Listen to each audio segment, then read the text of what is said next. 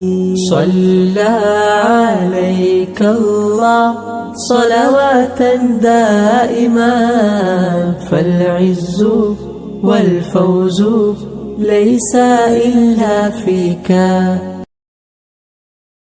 ہم خیبر کے باب کو سیرت میں سے سنتے سناتے آ رہے ہیں.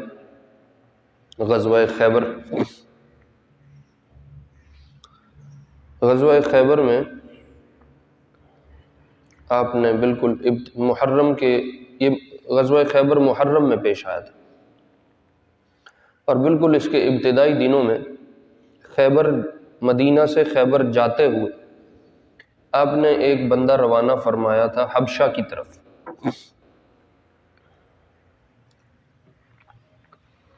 ان کا نام ہے عمرو بن امیہ ضمری رضی اللہ عنہ. آپ نے ان کو مدینہ سے حبشہ بھیجا تھا کہ جو افراد مکے سے ہجرت کر کے حبشہ گئے تھے تم ان سب کو لے کے میرے پاس آ جاؤ. جب ہم خیبر سے واپس آئیں گے اتنی دیر میں تم لوگ بھی مدینے پہنچ جاؤ.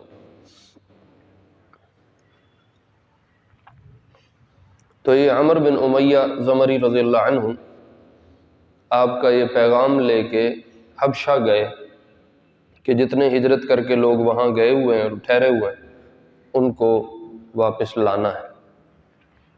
بہت سارے حضرات ایک ایک دو دو کر کے واپس آ گئے تھے.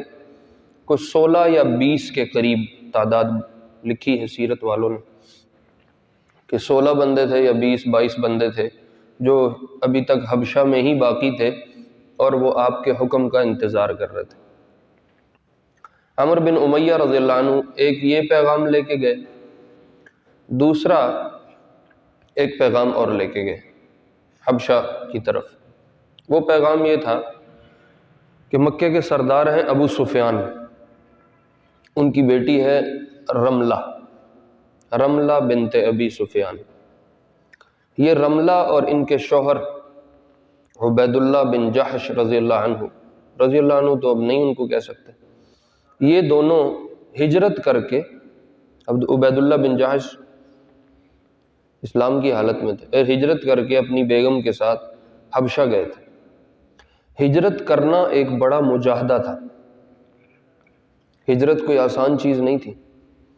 ہجرت ایک بڑی ٹف چیز تھی. یعنی آپ اپنا وطن نہیں چھوڑ سکتے کسی بھی حالت. جتنے مرضی مسئلے پڑ جائیں ہم سب اپنا ملک چھوڑیں گے؟ کبھی بھی نہیں چھوڑیں. کتنے مسائل کا ہم شکار ہیں، ابھی تک چھوڑا ہم نے؟ اپنا وطن نہیں چھوڑتا کوئی آدمی. انسان جہاں رہتا ہے، بلکہ انسان چھوڑو جاندار جہاں رہتا ہے اس کو اپنی جگہ سے پیار ہوتا ہے. آپ کسی گھوڑے کو چھوڑ دو نا رسی، وہ شام کو اپنی تھان پہ واپس آ جائے گا. ساری دنیا کے منرل واٹر پی لو، جو مزہ آپ کو چوکی بھاگٹ کے پانی کا آئے گا، مانگنی کی نہر کا آئے گا، وہ آپ کو دنیا میں کہیں نہیں آئے گا. یہ اللہ نے انسانوں میں صرف نہیں، جانداروں میں اپنے وطن سے، اپنی جگہ سے، اپنے ٹھکانے سے محبت پیدا کی ہوتی. تو ہجرت کرنا، انسان تب ہجرت کرتا ہے، اپنا وطن چھوڑتا ہے جب وہ بالکل ناک تک پہنچ جاتا ہے، اب اس سے آگے گنجائش نہیں ہوتی، پھر وہ کہتا ہے چلو آپ چھوڑ کے چلے جاتے. تو عبید اللہ بن جحش اور ان کی بیگم رملہ بنت ابی سفیان یہ بھی حبشہ ہجرت کر کے گئے تھے مکہ سے. مکے والوں نے اتنا تنگ کیا کہ ان کو چھوڑ کے جانا پڑ گیا. حالات سازگار نہیں رہے تو چلے گئے. اچھا، عبید اللہ بن جحش جب گئے اس وقت صحابی تھے اور اسلام کی حالت میں تھے. وہاں جا کے اللہ جانے شیطان کا کیا جادو چلا اور کسی شیطانی خیال کا شکار ہو گئے اور دوبارہ اسلام سے عیسائیت قبول کر لی. اس لیے میں اکثر کہا کرتا ہوں، خاص طور پہ جو ہمارے دیندار افراد ہیں ان سے، یا تھوڑا بہت جو شریعت پہ عمل کرتے ہیں ان سے کہتا ہوں کہ اللہ سے ڈرتے رہنا چاہیے. اللہ بہت بے پرواہ ذات ہے، غنی ہے، غنی صمد، اس کو کوئی مسئلہ نہیں ہے. اگر اللہ ہمیں چلا رہا ہے نا، پیشانی کے بالوں سے پکڑ کے تو اس کی مہربانی، ورنہ سیکنڈ نہیں لگتا، انسان کی ایک تار شارٹ ہوتی ہے اور بندہ فارغ ہو جاتا ہے۔ یہدی من یشاء، جس کو چاہے ہدایت پہ رکھے، یضل من یشاء، جس کو چاہے گمراہی کے اندھیروں میں ڈال دے۔ اللہ کی شان صحابیت پہ رہنے کے باوجود واپس مرتد ہو گئے۔ یہ رملہ کہتی ہیں کہ میں نے ایک رات خواب میں اپنے شوہر کو دیکھا، انتہائی خوفناک شکل میں اور سیاہ چہرہ، تو میں ڈر گئی اور میں نے اٹھ کے اپنے خاوند کو یہ خواب سنائی، تو کہہ رہی اس نے میرے خواب کی کوئی اتنی خاص پرواہ نہیں کی اور مجھے کہہ رہا ہے کہ نہیں، میں نے نصرانیت پہ، عیسائیت پہ غور کیا ہے، مجھے وہ دین اسلام سے زیادہ بہتر لگتا ہے، لہٰذا تو نے مسلمان رہنا ہے رہ، میں عیسائی ہو رہا ہوں اور عیسائی ہو گیا۔ اور اللہ کی شان اسی عیسائیت کی حالت میں انتقال ہو گیا۔ تو اب یہ رملہ جو تھی ابو سفیان کی بیٹی، یہ وہاں بیوہ ہونے کی حالت میں وقت گزار رہی تھی حبشہ میں۔ تو آپ نے یہ عمر بن امیہ زمری کے ہاتھ پیغام بھیجا حبشہ کے جو بادشاہ تھے نجاشی، ان کی طرف، کہ جب رملہ کی عدت کا وقت پورا ہو جائے تو رملہ کو میری طرف سے پیغام نکاح دے دو، اگر وہ قبول کرے تو رملہ سے میں شادی کر لیتا ہوں، میں نکاح کر لیتا ہوں، اور یہ بھی فرما دیا کہ اگر وہ تیار ہو جائے تو میرا اس سے نکاح کر دینا۔ عمر بن امیہ رضی اللہ عنہ یہ 2 پیغام لے کے مدینہ سے حبشہ گئے۔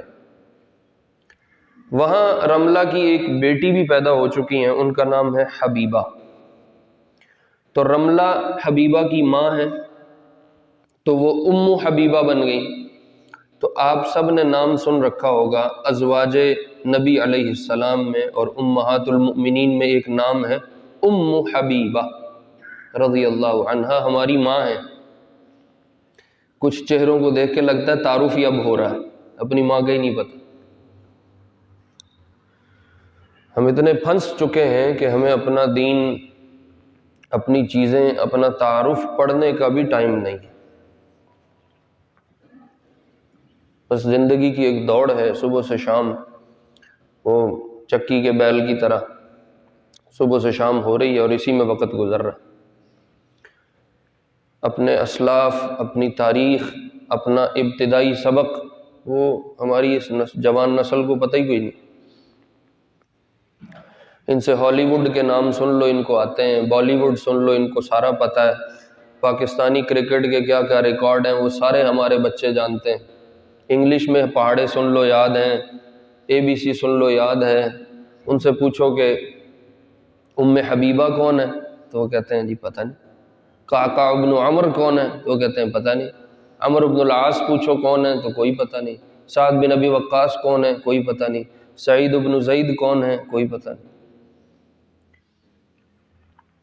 اس کو ہم اپنا سبق ہی نہیں سمجھتے، نتیجہ ہم سب کے سامنے ہے۔ جب سبق ہی نہیں اپنا یاد تو نالائقوں کے ساتھ کیا رویہ ہوگا۔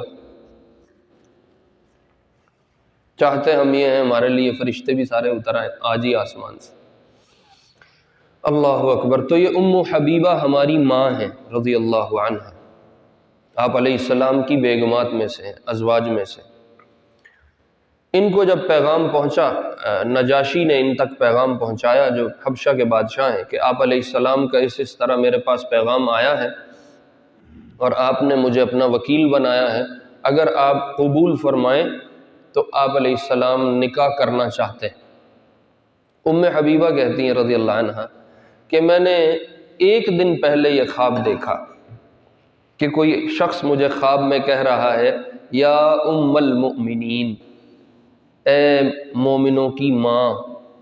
تو کہہ رہی ہیں میں جب اٹھی تو میں نے اس خواب کو بہت سوچا کہ میں تو ماں نہیں ہوں مومنوں کی، تو مجھے کسی نے ام المؤمنین کیوں کہا ہے؟ تو کہہ رہی میں نے خود سے اپنے ذہن میں جو ایک تعبیر بنائی وہ یہ تھی کہ شاید اللہ کے نبی میرے سے نکاح کر لیں گے۔ اور اگلے دن نجاشی کا پیغام آ گیا کہ آپ علیہ السلام نے مدینہ سے یہ پیغام بھیجا، اور نجاشی نے کہا اگر آپ راضی ہوں تو آپ اپنا کوئی وکیل مقرر کر لیں۔ عورت کی طرف سے ایک وکیل ہوتا ہے نا، اور یہ مسئلہ یاد رکھو، اگر لڑکی کنواری ہے تو وہ خود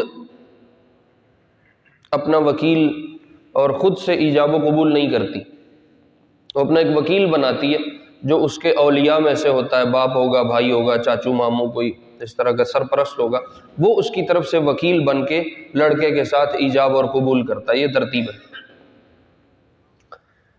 تو جو لڑکی کنواری نہ ہو، بیوہ ہو، مطلقہ ہو، یا اس کی پہلے شادی ہو چکی ہو، وہ فقہ میں، ہمارے ہاں شریعت میں حکم یہ ہے کہ وہ خود اپنا ایجاب و قبول کر سکتی ہے اور خود اپنا وکیل بھی طے کر سکتی ہے۔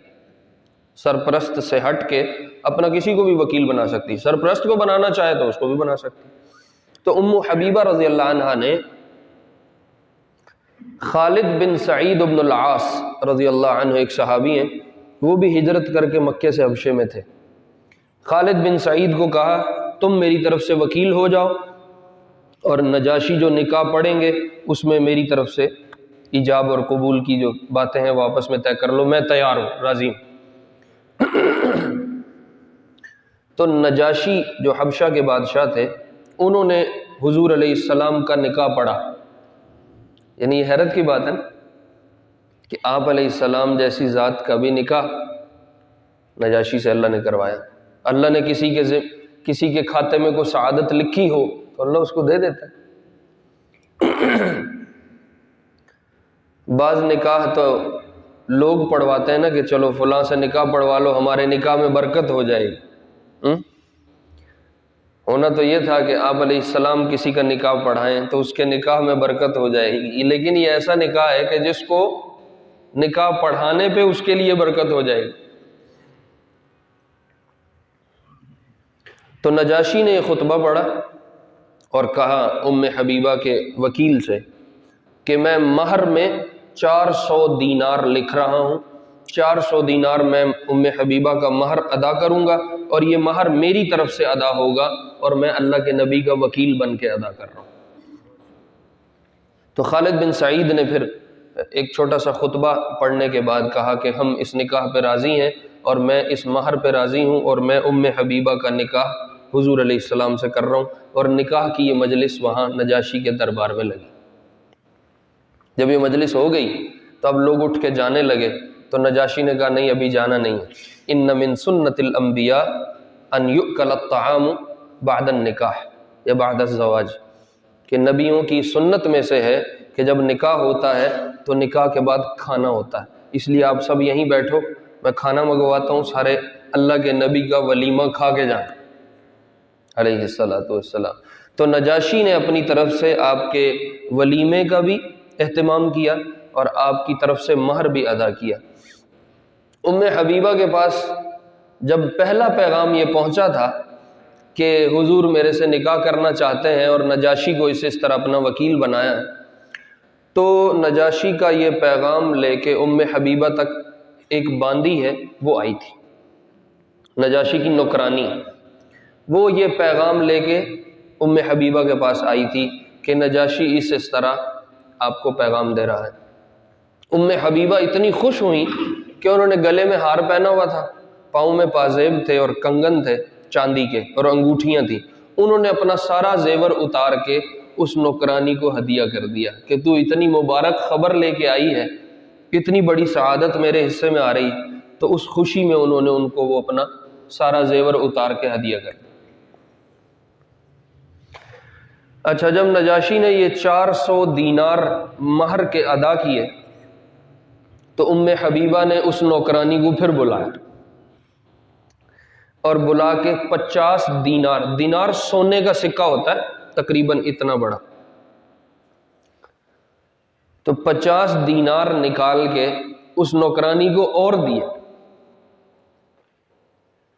تو اس نوکرانی نے لینے سے انکار کر دیا اور اپنی گرہ کھولی، چادر کی گرہ کھولی، اور وہ جتنا زیور ام حبیبہ سے اتار کے انہوں نے دیا تھا وہ بھی سارا ام حبیبہ کو واپس کیا اور کہا کہ میرے بادشاہ نے میرے پہ یہ ذمہ داری عائد کی ہے اور میرے ذمے لگایا ہے کہ جتنا میں نے تیرے سے لیا ہے یہ بھی تجھے دوں اور جو یہ اب آپ دے رہی ہیں اس کو بھی میں قبول نہ. عزم علی الملک اللہ ارزاک وَأَنَا الَّتِي أَقُومُ بِدُهْنِهِ وَثِيَابِهِ.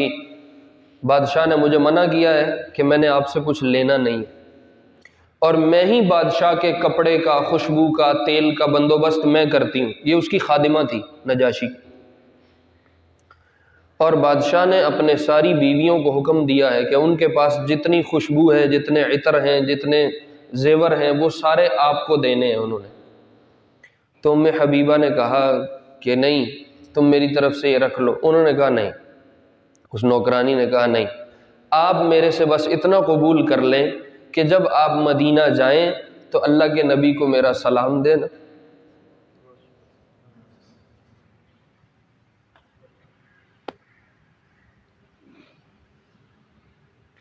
اللہ کے نبی کو میرا سلام دینا اور ان کو بتانا کہ میں ان پہ ایمان لے آیا. رضی اللہ عنہ. میں نے ان کو اپنا نبی مان لیا. بس میرا یہ ایک کام کر دیں، یہ دیناروں کی اور یہ زیورات کی مجھے ضرورت نہیں. اس باندی کا نام ابرہہ ہے. ابرہہ. ام حبیبہ کہتی ہیں اگلے دن یہ دوبارہ آئی اور اس نے ڈھیر سارے عود اور عنبر اور خوشبو اور بہت کچھ اٹھایا ہوا اور لا کے مجھے دیا کہ یہ بادشاہ کی بیویوں کی طرف سے آپ کے لیے ہدیہ آیا. تو ام حبیبہ نے وہ سارا رکھ لیا اور پھر وہ لے کے مدینہ آئیں. اور روایت میں ام حبیبہ نے خود سنایا رضی اللہ عنہ کہ وہ سارے عطر، وہ عود اور وہ عنبر اور وہ ساری چیزیں میرے پاس تھیں، اللہ کے محبوب علیہ السلام نے دیکھی اور مجھے اس پہ کوئی منع نہیں فرمایا، یا یہ نہیں کہا کہ یہ تو نے نہیں رکھنے یا یہ تو نے واپس کرنے ہیں، یا اس طرح کی کوئی بات نہیں فرمائی.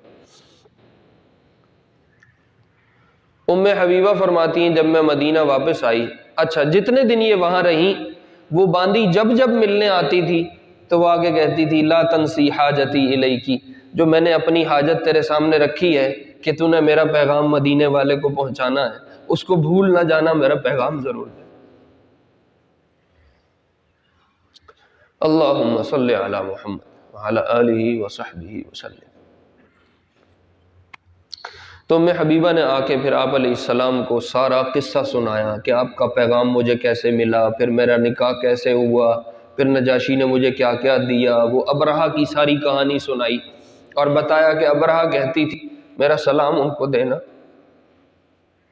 اور بتانا کہ میں ایمان لا چکی ہوں. تو آپ سن کے مسکراتے رہے. جب ام حبیبہ نے کہا کہ اس نے آپ کو سلام بھی دیا تھا، اقرأت علیہ السلام، جب میں نے اس کا سلام آپ کو پہنچایا تو آپ نے فرمایا وعلیکم السلام ورحمۃ اللہ تعالی وبرکاتہ. رضی اللہ عنہم اجمعین. اچھا، خیبر کے اس قصے کے بعد اسی 7ویں ہجری میں اگلا جو قصہ اور بڑا ماجرا سیرت میں مذکور ہے یا ذکر کیا گیا ہے وہ عمرۃ القضاء ہے. میں نے آپ کو سنایا 6 ہجری میں حدیبیہ ہوا تھا، اور حدیبیہ میں یہ معاہدہ ہوا تھا کہ اس سال ہم آپ کو عمرہ نہیں کرنے دیں گے، آپ یہیں سے واپس جائیں گے، اگلے سال اگر آپ عمرے کے لیے آنا چاہیں تو آپ کو اجازت ہوگی. یہ بات طے ہوئی تھی اور معاہدے میں طے ہوا تھا کہ آپ 3 دن مکے میں ٹھہر سکیں گے، اور جب آپ اگلے سال آئیں گے تو آپ کوئی اسلحہ اپنے ساتھ نہیں لا سکتے، بغیر اسلحے کے آئیں گے. تو آپ علیہ السلام نے ذوالقعدہ کے مہینے میں 7ویں ہجری میں خیبر سے واپسی پہ یہ اعلان فرمایا کہ بھائی تیاری کرو، ہمارے ذمے جو عمرہ رہتا ہے ہم نے قضا کرنا ہے، اس کے لیے ہم نے مکے جانا ہے. تو جتنے لوگ میرے ساتھ حدیبیہ گئے تھے وہ سب ہی تیاری کریں، وہ سب دوبارہ اب جائیں گے اور ہم عمرہ کر کے آئیں گے. اس سے علماء نے مسئلہ لکھا ہے کہ جب خیر کا ایک کام شروع کر لیا جائے تو اس کو پورا کرنا چاہیے. کہ آپ نے ایک دفعہ عمرے کی نیت سے سفر کیا تھا اور کر نہیں سکے تو آپ نے اگلے سال پھر اس کی قضا ادا کی. اس لیے عبادات میں جتنی چیزیں انسان شروع کر لے یا ذمے میں آ جائیں ان کو پھر پورا کرنا چاہیے. اگر وہ نہیں کر سکا کسی وجہ سے تو اس کی قضا کرنی چاہیے. تو آپ علیہ السلام نے پھر عمرۃ القضاء کا اعلان فرمایا 1400 صحابہ وہ تھے جو صلح حدیبیہ والے سفر میں آپ کے ساتھ تھے، اور 600 کے قریب اور افراد تیار ہو گئے۔ اللہ کے نبی علیہ السلام کے ساتھ عمرہ کرنے کی بات چلی تو کچھ عورتیں تیار ہو گئیں، کچھ بچے ساتھ چل پڑے، کچھ اور لوگ تیار ہو گئے۔ جن کے بیچ اس دوران انتقال ہو گیا سو وہ رہ گئے، باقی جتنے لوگ حدیبیہ والے تھے وہ سارے اور عورتیں اور مرد سارے تیار ہوئے، تقریباً 2000 کا مجمع تیار ہوا۔ اور اللہ کے نبی نے دوبارہ عمرۃ القضاء کے لیے مکے کا سفر کیا۔ جب آپ مکہ سے کچھ فاصلے پہ تھے، اس کا نام ہے بطن یاجج، ایک جگہ ہے، تقریباً مکے سے اس کا فاصلہ سیرت میں لکھا ہے 8 میل۔ تو آپ نے اپنا سارا اسلحہ جو راستے میں سیکیورٹی کے لیے انسان سیفٹی کے لیے رکھتا ہے، تلواریں شلواریں، کوئی خنجر تھے، کوئی نیزے تھے، وہ سارے اتروا کے 200 افراد کو وہاں چھوڑا اور کہا کہ یہ سارا اسلحہ تم یہاں اپنے پاس رکھو، اپنی کسٹڈی میں، ہم سب جا کے عمرہ کرتے ہیں، پھر ہم واپس آئیں گے اور آپ کو عمرے کے لیے بھیجیں گے۔ تو یوں وہاں کچھ صحابہ کی تشکیل ہو گئی، 200 کے قریب افراد تھے، انہوں نے اس اسلحے کی نگرانی کی اور باقی تقریباً 1800 کا مجمع مکے پہنچا اور انہوں نے عمرہ کیا۔ اس عمرے کی تفصیل سیرت میں ملتی ہے، اب اتنی تفصیل ہم نہیں کر سکتے۔ جب آپ نے صفا مروہ کی سعی کر لی تو اس کے بعد آپ نے جو قربانی کے جانور لے کے گئے تھے، اس وقت عمرے میں بھی قربانی ہوتی تھی، تو آپ نے اپنے جانوروں کو ذبح کیا، تقریباً 70 اونٹ آپ لے کے گئے تھے، تو آپ نے وہ ذبح کروائے اور پھر آپ حلال ہو گئے، اور آپ نے وہاں حکم دیا کہ جو 200 افراد ہم پیچھے چھوڑ کے آئے ہیں ان کو بلوانا ہے، لہٰذا جنہوں نے میرے ساتھ عمرہ کر لیا وہ چلے جائیں اور جا کے وہاں نگرانی کریں اور وہاں والے افراد کو بھیج دیں کہ وہ یہاں عمرہ ادا کر لیں۔ پھر آپ نے ان کو بلوا کے ان کا بھی عمرہ کروایا، اور اسی موقع پہ حضرت بلال رضی اللہ عنہ کو ظہر کی اذان کے لیے کعبے کی چھت پہ چڑھایا، جہاں حضرت بلال نے کعبے کی چھت پہ چڑھ کے اذان دی، جو ہماری مشہور بات ہے کہ کعبے کی چھت پہ بلال نے چڑھ کے اذان دی۔ اس موقع پہ یہ آیات نازل ہوئیں، لقد صدق اللہ رسولہ الرؤیا بالحق، کہ اللہ نے اپنے نبی کے خواب کو سچ کر دکھا، وہ خواب جو حدیبیہ سے پہلے دیکھا تھا کہ میں عمرے کے لیے جا رہا ہوں اور ہم نے جانور قربان کیے، وہ خواب اب پورا ہوا اور یہ آیات نازل ہوئیں۔ مکے میں آپ نے قیام فرمایا عمرے کے بعد، اور وہ جو مکے والے تھے وہ اتنا ان کو غیظ و غضب تھا، اتنے غصے میں تھے کہ وہ سارے مکہ چھوڑ کے اوپر پہاڑوں پہ چلے گئے، اور انہوں نے کہا یہ 3 دن انہوں نے جو کرنا کر لیں، 3 دن کے بعد جب یہ واپس جائیں گے ہم پھر واپس آ جائیں گے۔ تو آپ نے 3 دن کے بعد حضرت میمونہ بنت حارث رضی اللہ عنہا، یہ بھی ہماری ماؤں میں سے ہیں، صحابیات میں سے ہیں اور بڑی صحابیات میں سے، ان سے نکاح فرمایا۔ تو نکاح کے بعد ولیمہ ہوتا ہے، تو آپ نے مکے والوں کو پیغام بھیجا اگر تمہاری اجازت ہو تو ہمارے معاہدے میں تو 3 دن ہے کہ 3 دن ٹھہر سکتے، اس کے بعد واپسی ہے، اگر تم اجازت دو تو میں میمونہ کا ولیمہ یہاں کر لوں، آپ کو بھی ہم کھلائیں، ہم خود بھی کھائیں، پھر ہم یہاں سے چلے جائیں گے۔ مکے والوں نے کہا جی ہمیں آپ کے ولیمے کی کوئی ضرورت نہیں ہے، آپ ابھی ابھی یہاں سے اپنے بندے لیں اور جائیں۔ بے رخی سے انہوں نے جواب دیا، تو آپ نے اسی وقت حکم فرمایا، سب کو جمع کیا اور مکے سے روانہ ہو گئے۔ مکے سے باہر نکلو تو تھوڑا سا باہر نکل کے مقام صرف ایک جگہ آتی، ابھی بھی موجود ہے، یہاں حضرت میمونہ رضی اللہ عنہا کی رہائش تھی۔ یہ رہائش کیسے بنی کہ آپ مکے سے نکل کے مقام صرف میں آ کے ٹھہر گئے، سارے لشکر اور سارے مجمع کو لے کے۔ آپ کے غلاموں میں سے ایک غلام ہے ابو رافع رضی اللہ عنہ، آپ نے ان کو مکے میں چھوڑا کہ میمونہ کو لے کے تم مقام صرف پہ آ جانا بعد میں۔ تو آپ مقام صرف پہ ٹھہرے ہوئے تھے جب میمونہ رضی اللہ عنہا کو ابو رافع لے کے صرف پہ آئے ہیں، یہاں آپ نے میمونہ کے ساتھ رخصتی فرمائی، یہ مقام صرف میں۔ اچھا، میمونہ کو رہائش بھی یہیں ملی، میمونہ رضی اللہ عنہا کو رہائش یہیں ملی، یہیں ان کا نکاح ہوا، یہیں رخصتی ہوئی، یہیں انتقال ہوا، اور اللہ کی شان اسی جگہ ان کی قبر بھی بنی۔ ابھی بھی آپ مکہ سے نکلو تو وہ بعض گاڑی والے جو تھوڑے ذوق والے ہیں، جن کو تھوڑا بہت پتہ ہے، وہ بتاتے بھی ہیں کہ یہ سامنے حضرت میمونہ کی قبر ہے۔ حضرت میمونہ رضی اللہ عنہ ہماری ماؤں میں سے ہیں، ان کی قبر راستے میں آتی ہے، صرف جگہ آتی ہے بالکل۔ ایک اس نے ہمارے ڈرائیور نے ایک قصہ بھی سنایا، اس نے کہا جب یہ روڈ بن رہی تھی تو انہوں نے اس قبر کو یہاں سے ختم کرنے کی کوشش کی کہ یا ہم ان کے جسم کو، ان کی قبر کو کہیں اور منتقل کر دیں اور ہم اس روڈ کو سیدھا کر دیں، اور یا کوئی ترتیب بنے کہ یہ یہیں دفن رہیں اور ہم اس کے اوپر روڈ بنا دیں۔ تو وہ کہنے لگے کہ وہ روڈ حکومت سعودیہ نہیں بنا سکی، اللہ نے ایسے حالات بنائے کہ وہ حضرت میمونہ کی قبر آج بھی وہاں کی جو کی توں پڑی ہوئی، اور اس کے اوپر انہوں نے ایک وہ بنایا ہوا ہے کمرہ سا، اور وہ نظر آتا ہے گاڑی میں سے گزرتے ہوئے کہ یہ حضرت میمونہ کی قبر ہے۔ حضرت میمونہ رضی اللہ عنہا سے آپ نے نکاح فرمایا، اور پھر آپ مکے سے مقام صرف پہ سے نکلے اور مدینہ واپسی کی۔ جب آپ نکل رہے تھے، بس یہ ایک آخری چھوٹی سی بات ہے، جب آپ مکے سے نکل رہے تھے تو حضرت حمزہ ہیں رضی اللہ عنہ، جو اسد اللہ و اسد رسولی، حضرت حمزہ احد میں شہید ہو گئے تھے، تو ان کی بیٹی تھیں چھوٹی ایک، وہ دوڑتی دوڑتی آئیں اور حضور کو کہا چچا چچا چچا چچا، ابھی یا عم یا عم یا عم، وہ کہتے کہتے حضور سے آ کے ملی۔ تو جیسے ہی وہ دوڑتی آ رہی تھیں، حضرت علی رضی اللہ عنہ آگے ہوئے اور انہوں نے حمزہ کی بیٹی کو اٹھا کے گلے سے لگا لیا۔ حضرت جعفر حضرت علی کے بھائی ہیں، وہ بھی کھڑے تھے۔ زید بن حارثہ رضی اللہ عنہ ایک صحابی ہیں، وہ بھی کھڑے تھے۔ ان تینوں کا آپس میں اختلاف ہو گیا۔ حضرت علی نے کہا یا رسول اللہ، حمزہ کی بیٹی ہے، اس کی کفالت میں کرنا چاہتا ہوں، یہ آپ میرے حوالے کر دیں۔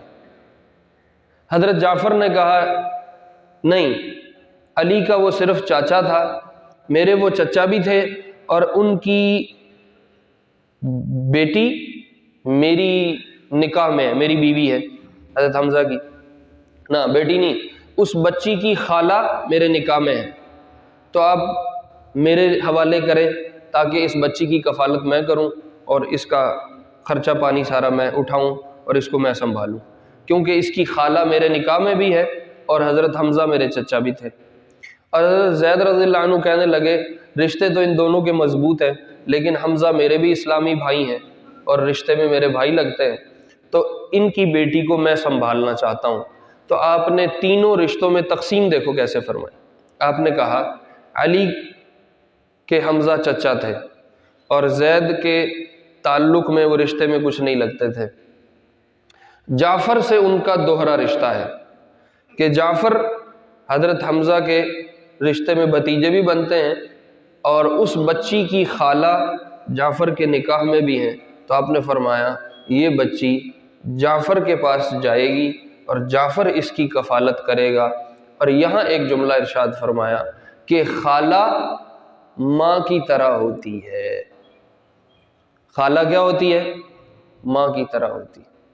خالہ ماں کی طرح ہوتی ہے، اس لیے چونکہ اس بچی کی خالہ جعفر کے پاس ہے تو میں اس بچی کو جعفر کے حوالے کر رہا ہوں۔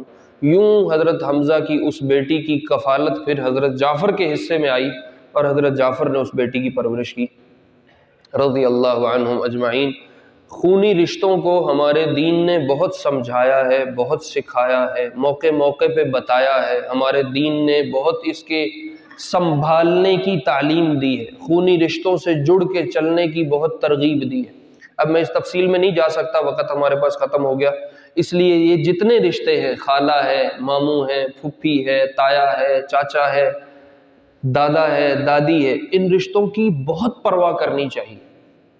اب ہمارے ہاں خون سفید ہو گئے، ہمارے سارے رشتے پیسے کے بن گئے، پیسہ آ رہا ہے تو پھپھی کچھ لگتی ہے، خالہ کچھ لگتی ہے، ماموں کچھ لگتا ہے، چاچا کچھ لگتا ہے، ماما کچھ لگتا ہے۔ اگر پیسہ نہیں ہے تو کہتے تو کون اور میں کون، سگے بھائی بھائی کا کچھ نہیں بنتا۔ نہیں میرے عزیزو، رشتے اصل ہیں، انسان اصل ہیں، چیزیں اصل نہیں ہیں۔ رشتے نبھانے ہیں، چیزیں نہیں نبھانی۔ چیزیں ہارنی پڑے ہار جاؤ، انسان ہارنے پڑے ان کو نہیں ہارنے دیں، انسان سنبھال کے رکھنے ہیں۔ یہ جتنے رشتے ہیں یہ اللہ کی نعمت ہے اور قیامت کے دن ان رشتوں کا حساب ہوگا۔ ہاں، جن کے پاس یہ نعمت نہیں ہے ان سے پوچھو، وہ کہتے ہیں ہماری ساری ترقی لے لو، سن چاچا ماما تایا لے آ دیو، انہوں دا نہ کوئی دادا ہے، نہ کوئی دادی، نہ کوئی نانا، نہ نانی، نہ ماما، نہ چاچا، کوئی شے نہیں انہیں، ان کو اپنے سگے باپ کا ہی نہیں پتا۔ یہ اللہ نے رشتوں کا ایک خوبصورت سسٹم ہمیں دیا ہے، کبھی چاچو اٹھاتا ہے، کبھی ماموں اٹھاتا ہے، کبھی دادی سنبھالتی، کبھی پھپھی سنبھالتی، کبھی خالہ سنبھالتی، اور ان رشتوں کی ہمیں دین نے قدر بتائی ہے، ہمیں خاندانی سسٹم دیا اس لیے اس کی قدر کرنا، ان کی عزت کرنا، ان کا احترام کرنا۔ آپ نے چاچے کو باپ کہا ہے، خالہ کو ماں کہا ہے۔ جیسے ماں کی قدر کرنی ہے ایسے خالہ کی قدر کرنی ہے، جیسے باپ کی قدر کرنی ہے ایسے چاچے کی قدر کرنی، اور یہ قدر مرنے سے پہلے کرنی۔ پاکستان میں قدر کروانے کے لیے مرنا پڑتا ہے، جڑا بندہ مر جائے پچھو آخ دے نہیں جی بڑا بندہ سی، جی بڑا انسی تھی، بڑا ہو سی، نہیں، مرنے سے پہلے اپنے رشتوں کی قدر کرنی۔ اللہ رب العزت ہمیں کہے سنے پہ عمل کی توفیق دے۔ سنت ہے صلى عليك الله صلواتا دائما فالعز والفوز ليس إلا فيك